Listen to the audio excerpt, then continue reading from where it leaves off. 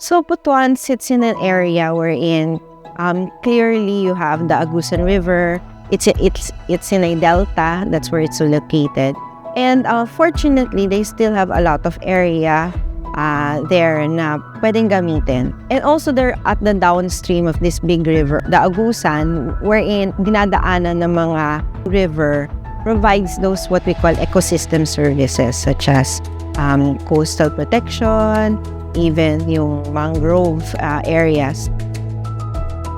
If you're able to conserve it and protect it, you're actually adding or enabling more ecosystem services to thrive.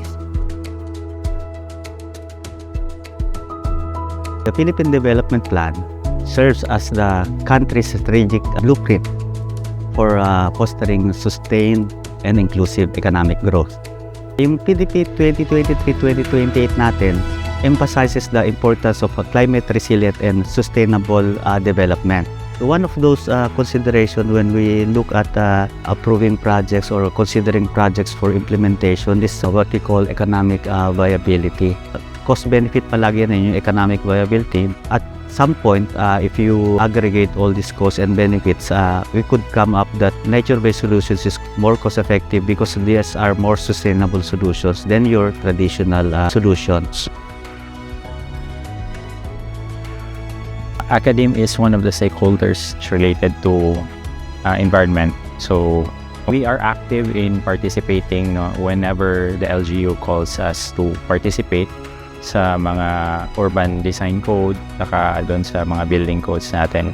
In the academic's perspective, of course, it is very important to protect our environment. That I am really into integrating the concepts of NBS into the engineering curriculum, specifically in our environmental engineering course, since it is the main subject that is very related in protecting the environment and how to at least balance in dealing with infrastructure projects while conserving the environment.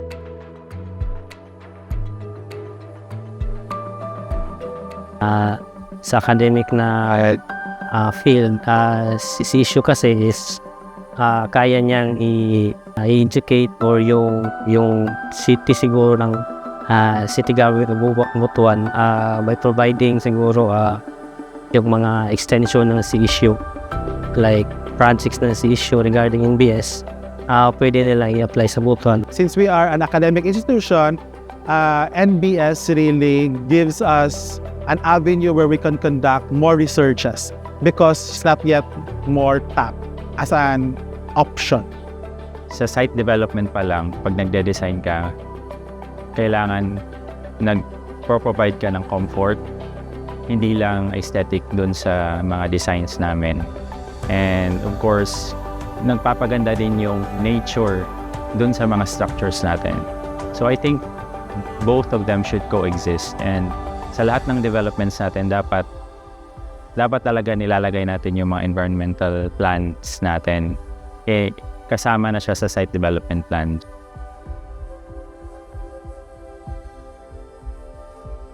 Butuan, as the regional hub for Caraga, is already experiencing a lot of development, and especially in infrastructure development. Importante po talaga to apply the environmental considerations tsaka lahat ng mga bagay na nakakatulong sa ating environment. So NBS is recognized as a complementary activity for cost-effective approaches to climate risk, natural hazards, and addressing environmental challenges.